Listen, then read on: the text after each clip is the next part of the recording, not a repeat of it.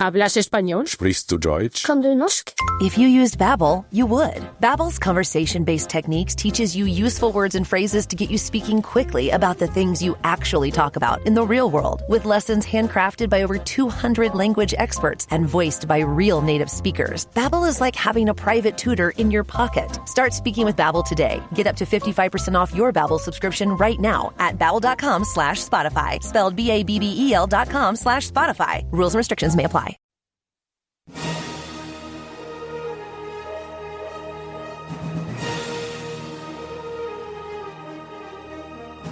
On a cultural crusade all across America, this is the Michael Medved Show. And another great day in this greatest nation on God's green earth. And what a great day it is as we honor this great holiday season by taking a very special look at the most influential, the most widely celebrated, the most important holiday on earth, Christmas.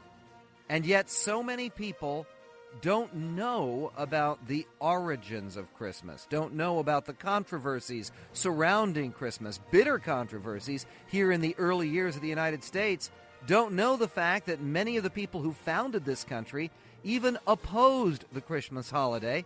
People don't know about where some of the symbols, some of the traditions of Christmas time come from. We're going to take a look at all of those questions in this very special broadcast of the Michael Medved Show, The Secret History of the Christmas Holiday.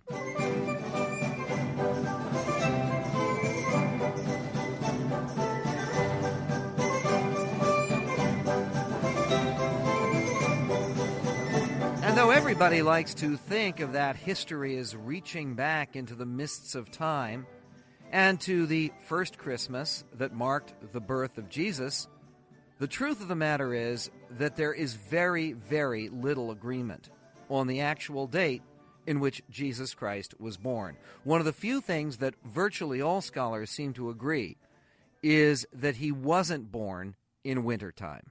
Now, I know that's terrible to say, but it is very important to understand that Christmas is a relatively recent holiday in terms of its universal acceptance. And certainly the way it's celebrated has all come into being relatively recently in the last 1,000 years, and even more recently than that.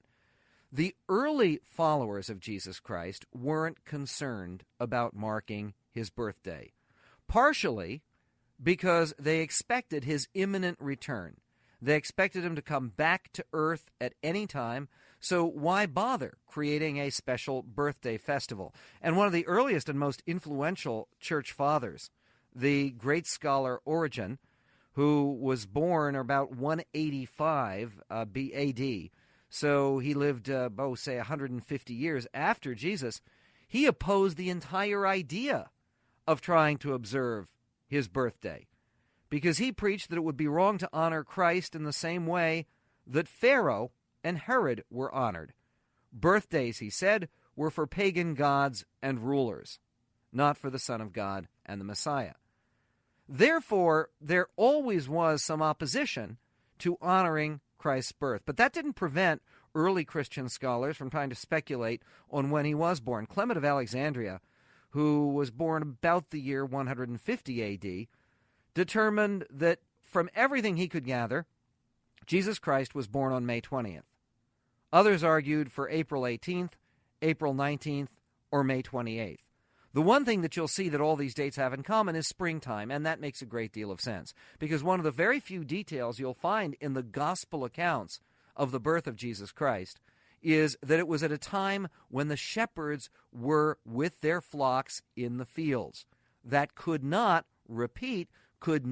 have been in December, because what we do know about the traditions of ancient Judea is that at that time it was very common for shepherds to take their flocks indoors, to put the sheep inside so they wouldn't get cold at night starting in November, and they wouldn't bring them out again until March.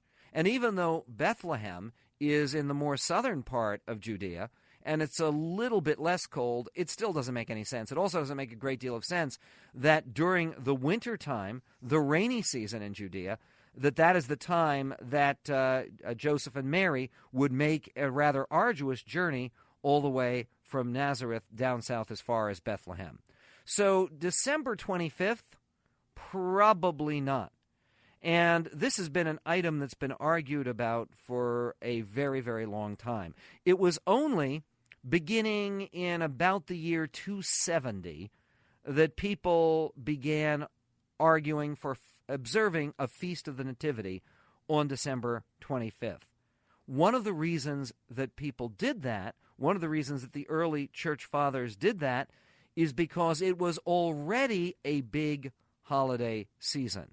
So it would fit if you were going to try to reach out to pagans, if you were going to try to reach out to people who weren't yet Christian, it would fit to try to incorporate a Christian basis for a holiday that already existed. What holiday was it?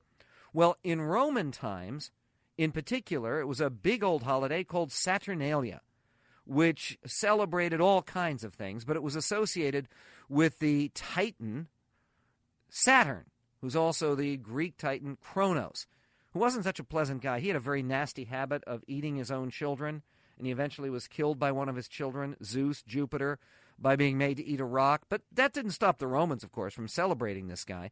And the entire basis for the celebration was associated with the pattern of the sun, because December 25th in the old calendar was the time of winter solstice. That would be a natural time for celebration, because after the days getting shorter and shorter and shorter and having less and less sun, that would be the day that the sun was reborn, that the sun god was reborn even, that all of a sudden after days getting shorter and shorter on December 21st, then the days start getting a little bit longer and a little bit longer. This festival of Saturnalia in ancient Rome was a week, sometimes 2 weeks, of extremely enthusiastic and energetic feasting and drinking, and actually a great deal of the Christian Christmas tradition actually seems to fit very, very well with the observance of Saturnalia. For instance, the Saturnalia was celebrated annually from December 17th to the 23rd, and then later in Roman history it was even extended beyond that. People gave gifts. All courts were closed. Nobody was allowed to be convicted of a crime during that time period. And all men, both slave and free, rich and poor, were considered to be equal for that week. People often did masquerades. They put on masks. They had parties. They had celebrations. And Romans were governed only by the 3 laws of the priest of Cronus during the holiday. That's the priest of Saturn that is being celebrated during Saturnalia. Those 3 laws were, number 1, all businesses shall be closed except bakeries, cookeries, and those which tend to sport and solace and delight. Number 2, anger, resentment, and threats are strictly forbidden. Number 3, no discourse shall be either composed or delivered, except it be witty and lusty, conducing to mirth and jollity. In fact, even the tradition of observing the holiday with greens, with greenery, was part of the Saturnalia tradition in ancient Rome. They would have apparently big banquets where they would bring in the boughs from evergreen trees. Evergreen trees, of course, would commemorate the idea that life goes on, that it was the dead of winter, but the sun was getting reborn and life was reborn. There also was a particular emphasis on holly, which would be given along with gifts. The homes would be decorated with evergreen wreaths and garlands, and dolls would be given to children, candles to friends, and fruit symbols representing increase, representing the growth of the sun, would be very common. Now, what's not particularly Christian about this old Roman celebration of Saturnalia is, well, these were Romans, remember, and things would get pretty wild. In fact, if you look in the dictionary today and you take a look at Saturnalia, it says the festival of Saturn in ancient Rome, beginning on December 17th, and then the secondary meaning is an unrestrained, often licentious celebration, orgy, excess, extravagance. Now, that's not the way that Christians would want to think about Christmas. So how was it that this old Roman celebration of Saturnalia got transformed into the Christian Christmas? a time of holiness, of dedication, a time that didn't represent the rebirth of the Son, but represented the birth of the Son of God. Well, that story gets very complicated and very interesting because it involves another religion, not Roman paganism, but a Persian pagan religion that followed another god, Mithras. And that god, who died to atone for people's sins, was born and worshipped by shepherds on December 25th.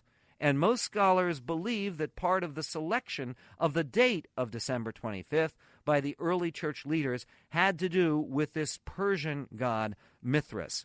We will get to that and the long, long struggle for acceptance of Christmas as a holiday that would be universally accepted and celebrated in the Christian world, a particular controversy in England and America. That and much more on this very special broadcast of the Michael Medved Show, entitled The Secret History of the Christmas Holiday.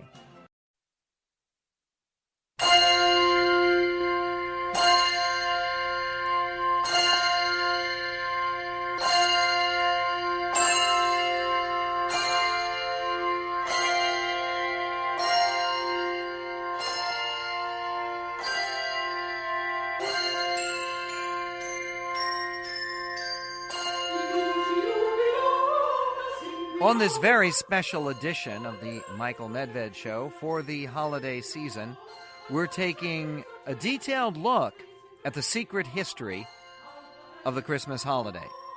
And part of that secret history involves the way that Christmas ended up swallowing up and transforming two other holidays, and actually more than two over the years, but initially swallowing up two other holidays that were already well established in the December period in the days of the Roman Empire. Those two holidays were the semi-official pagan holiday in Rome, Saturnalia, the Feast of Saturn. Lots of drinking and eating and feasting and gift-giving and greenery brought in. But that Saturnalia feast began December 17th in the Roman calendar. It was also centered around the winter solstice, another holiday that specifically took place on December 25th was the sacred birthday of Mithras. Now, there's not a lot of attention to Mithras today because this seems like an almost irrelevant cult.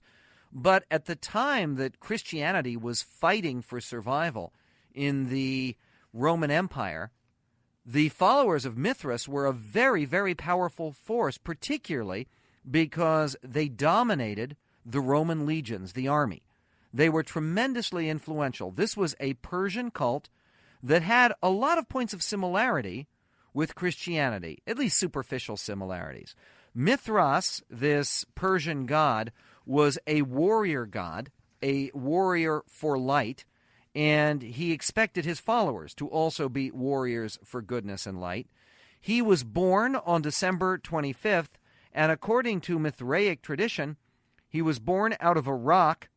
And that was a miracle that was only seen by a few shepherds who brought gifts and came and gathered around the baby god and adored him for quite a while after his birth. Other points of similarity between Mithraism and Christianity involved the sanctification of Sunday, as well as the sanctification of the 25th of December. Remember, of course, that the Jewish religion that Christianity sprang out of had sanctified not Sunday, but Saturday. Christians ended up in line with the Mithraists, which were a much more influential religious group at the time. Also, the Mithraists believed in the atoning sacrifice, constant warfare between good and evil, a last judgment, resurrection of the body and the flesh, and the ultimate fiery destruction of the universe. So there was direct competition between the Mithraists and the Christians.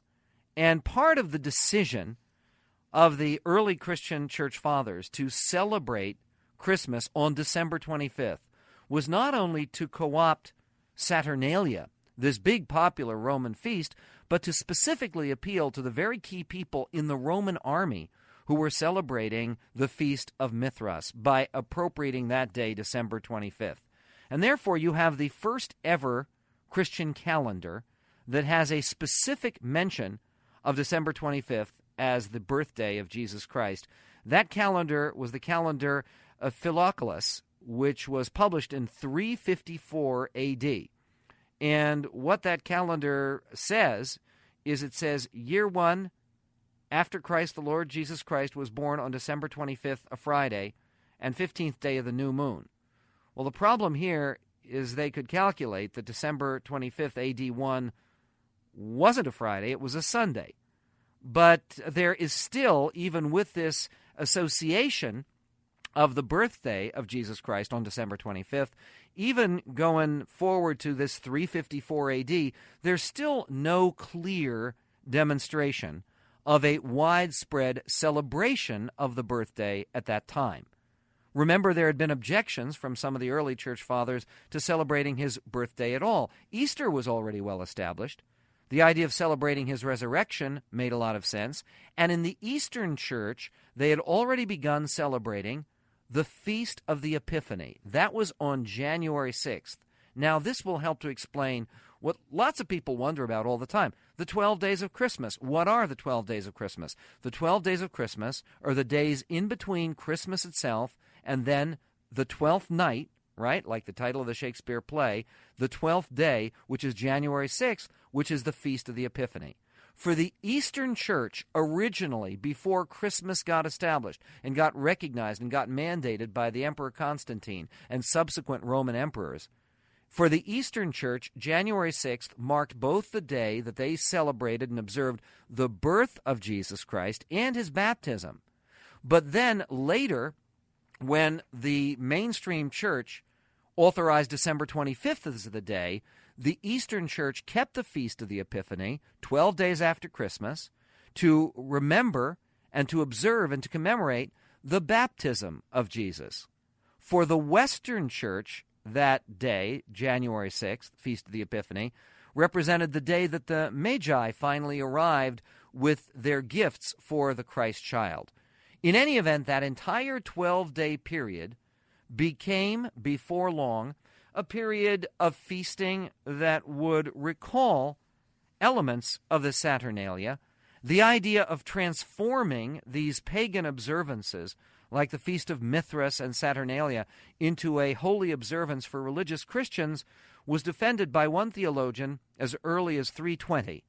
He said, "We hold this day holy, not like the pagans because of the birth of the sun, but because of him who made the sun."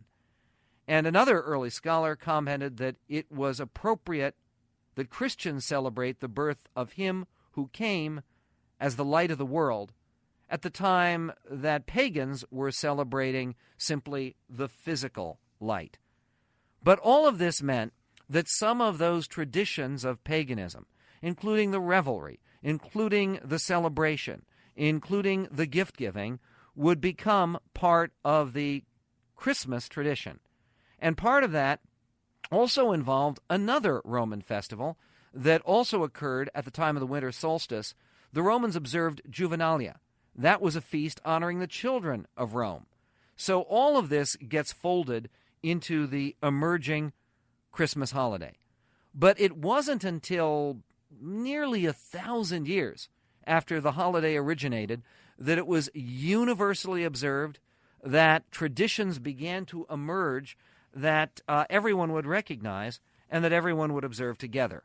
One of the other traditions that was folded into the observance of Christmas was from Scandinavia, where in Scandinavia during the winter months, way up north in northern Europe, the sun simply goes away. It just disappears. You have all night, all day darkness. And what would happen is after the biggest disappearance of the sun, after 35 days, scouts would be sent to mountaintops to look for the return of the sun. When the first light was seen after 35 days of darkness, the scouts would return with the good news. A great festival would be held called Yuletide, which comes from the Old Norse word meaning wheel, as in wheeling around. And that would be observed with a fire burning with a Yule log. There'd be great bonfires also lit to celebrate the return of the sun.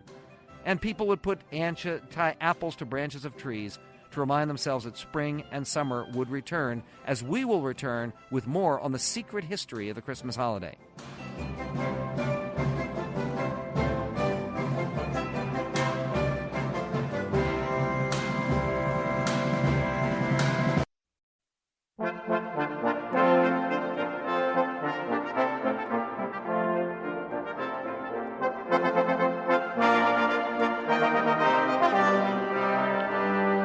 Special edition of the Michael Medved Show for this festive season, the subject, the secret history of the Christmas holiday. And part of that history involves the incorporation of all kinds of pagan traditions from around the world, from Persia, from ancient Rome, and from the ancient Viking lands as well. The Old Norsemen believed that the sun was a great big wheel of fire that rolled towards Earth and then away from Earth. That's how they understood things like the fact that days got longer and days got shorter. So the sun was referred to as a wheel. The ancient Norse word for wheel was haweel, which became Yule. And their celebration of that wheel coming back toward Earth was the festival of Haweel, or Yule, which became, in our tradition, in our culture, Yuletide, or Yule log. The Yule log was part of the Norse tradition that became part of the Christmas tradition. But all of this borrowing and all of this transformation of various pagan celebrations didn't sit well with absolutely everybody, because there were some church fathers who thought very early on, even when Christmas was just getting started, when it was a brand new holiday, that people carried things too far. For instance, there's a fascinating commentary by a guy named Gregory of Nazianzen, who died in the year 389 A.D. And, some 16 years ahead of today, he was a prelude to all those people who say people have commercialized Christmas. They're not celebrating the true spirit of Christmas. They're taking it too far. Here's what he said back in the 4th century A.D. He urged that the celebration of the Christmas festival be conducted after an heavenly and not after an earthly manner. And he warned his congregants against feasting to excess, dancing, and crowning the doors, meaning putting some kind of wreaths or decorations around the doorways. But this did not stop people from all over Europe, and particularly from England, from celebrating the holiday in a very festive way, in terms of drinking, card playing, singing, dancing, dressing up. There was all kinds of behavior that was sanctioned, that was part of the Christmas festivities that during the rest of the year the church would frown upon. For instance, if you look at some of the descriptions of the way that in medieval England people celebrated the Christmas holiday, you'd have people dressing up in masquerades as mummers. That would be people who would dress up as animals, often as geese, often darken their faces to make themselves unrecognizable, and they'd go from house to house, sometimes even entering houses without permission, and the whole idea was this was a way that poor people could get Christmas gifts, kindness, generosity, which was appropriate for the spirit of the season, from people who had something to give them. They might dance, sing, feast, and act a rude drama, mocking propriety and challenging the social order, which again is a reflection of the old Roman festival of Saturnalia, when you'll remember that there was no distinction made between slave and master. By that same token, the whole idea was that the festival of Christ's birth, there should be no distinction among people who are rich and favored and those who are less favored.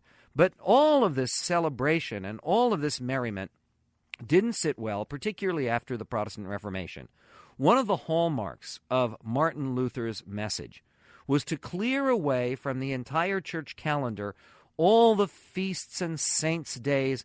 He had a tough time with the whole idea of saints and the deification of saints and the Catholic obsession with relics and name days and saints' days.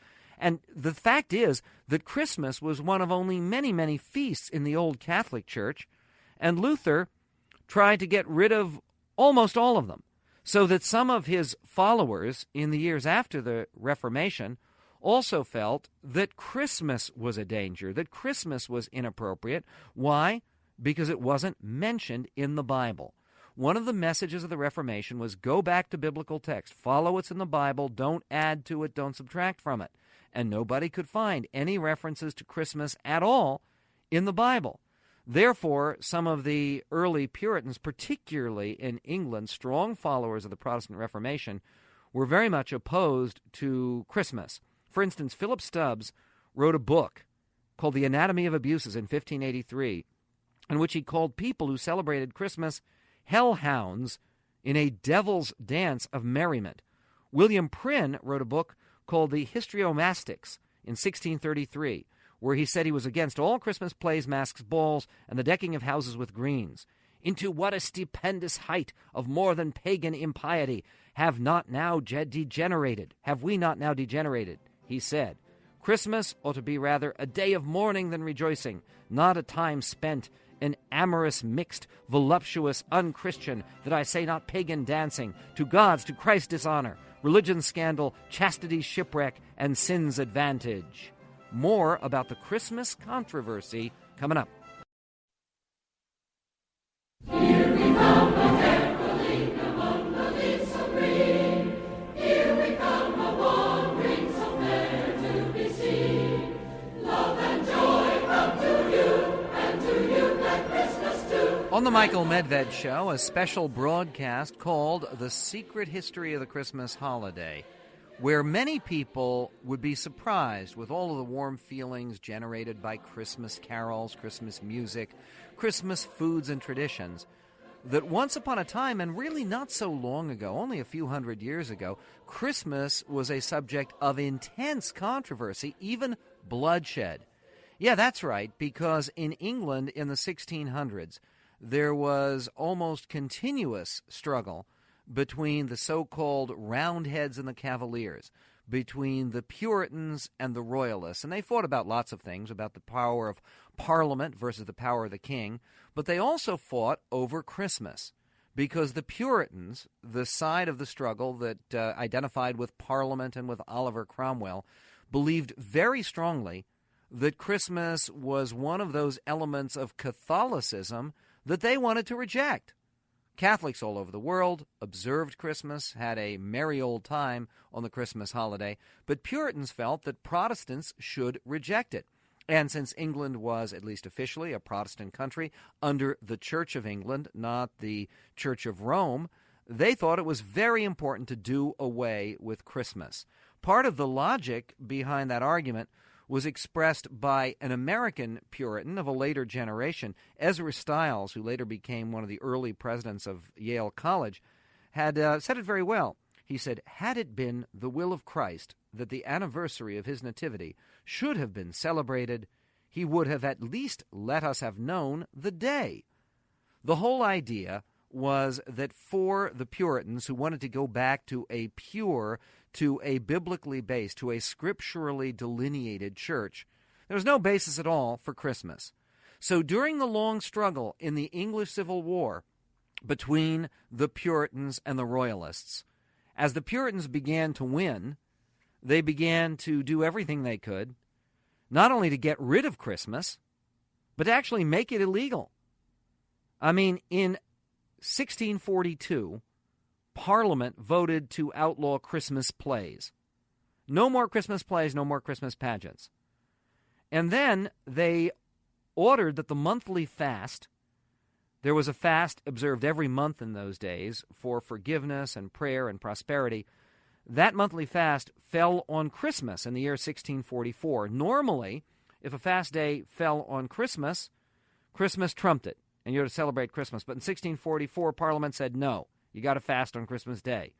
And then Parliament purposely met on Christmas Day every Christmas from 1644 right through till 1652, this during the period of Oliver Cromwell and the Lord Protectorate. He was the Lord Protector of England, took the place of the king.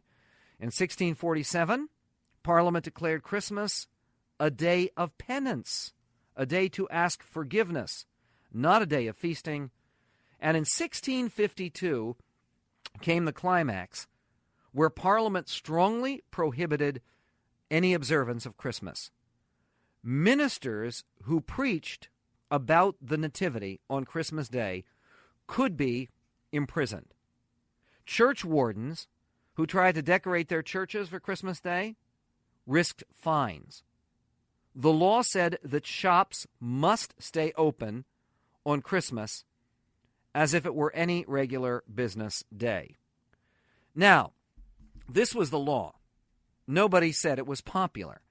And part of the reason that England accepted the return of royalty, what they call the Restoration, when the Stuart kings came back with Charles II, is because ordinary people, they might believe that the Puritans had a lot of religious substance on their side, but they enjoyed Christmas. They enjoyed the caroling, the going out and singing. They enjoyed the celebration, the dressing up, the revelry, the drinking. And this kind of struggle between people who rejected Christmas, who thought it was a danger, who thought it was inappropriate, and people who loved it, that kind of struggle also carried over to the United States. Because, of course, the Puritans not only had some power in England, and for a while had power over the whole country, but they are the people who established New England, who established the colonies of Connecticut, Massachusetts first, of course, Connecticut, Rhode Island, though Rhode Island was a little bit more relaxed in its attitude, Vermont later, New Hampshire. All of those colonies frowned on Christmas and frowned on it very strongly. For instance, the very famous Puritan preacher, Increase Mather, wrote, "Men dishonor Christ more in the 12 days of Christmas than in all the 12 months besides." He wrote that in his diary.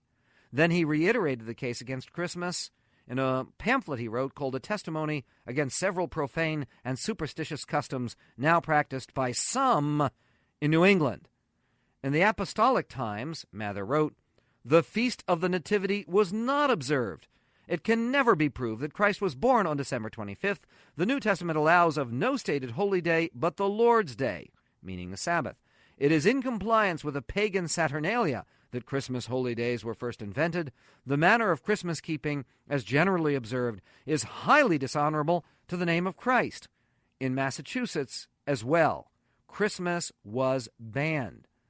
In fact, people were prohibited from forbearing of labor, feasting, or of any other way of observing Christmas. That by the Massachusetts General Court in 1659.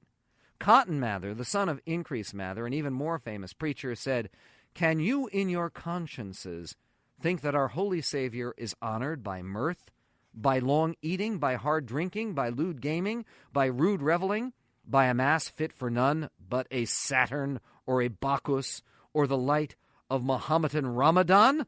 Shall it be said that at the birth of our Savior we take the time to please the hellish legions and to do actions that have much more of hell than of heaven in them?" Well, this controversy continued because, of course, the New England colonies weren't the only colonies in young America. There were also southern colonies, and the southern colonies going all the way back to Captain John Smith, that's right, in Jamestown, starting in 1607, those colonies enjoyed their Christmas celebrations, and they liked to celebrate them in the old-fashioned way, getting roaring drunk and shooting off guns. This Southern tradition and more will be explored as we continue on the secret history of the Christmas holiday.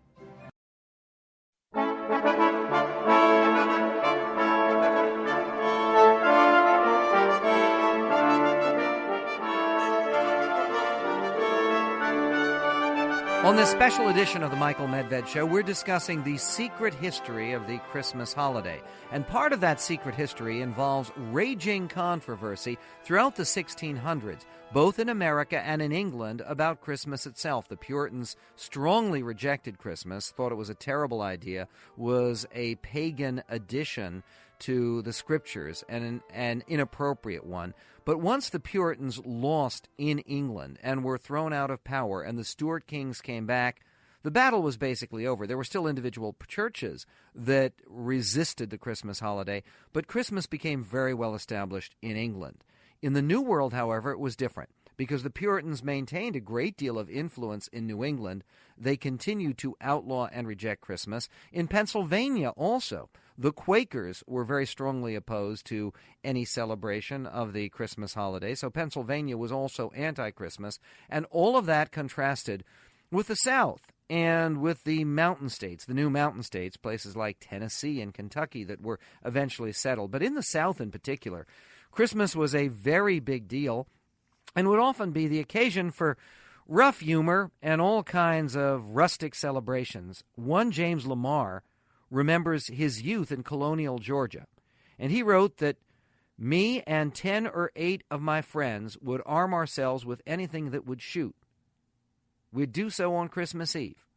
Later in the night, we set out for miles and miles, visiting every house far and near in the whole neighborhood. At every house, we sneaked as close to the bedroom as possible. With cocked guns in hand, we became as still as death, waiting for the whispered command, "Fire!" And by the time the man of the house had fallen over a few chairs and the women screamed and the baby squalled a little, they found out it was Christmas Eve. Sometimes they invited us boys in for Christmas pies and things, including perhaps a little eggnog. So they were having a merry time. There was all the difference in the world between the South and the North, particularly New England, in the celebration of Christmas. This was one sectional struggle that the South ultimately won. How? Why was it that Christmas prevailed and ultimately became our great national holiday, but not an official holiday recognized by the federal government until after the Civil War, the war between the states in 1870.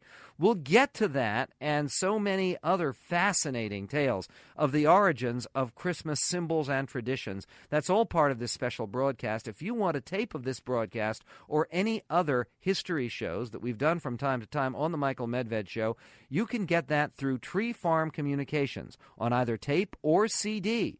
Tree Farm Communications, the phone number, 800-468-0464. That's 800-468-0464. You can't appreciate a glorious holiday like Christmas, now celebrated around the world, until you appreciate and understand the long and sometimes complicated struggle to achieve that celebration, which we'll talk about, part of the history of this greatest nation on God's green earth.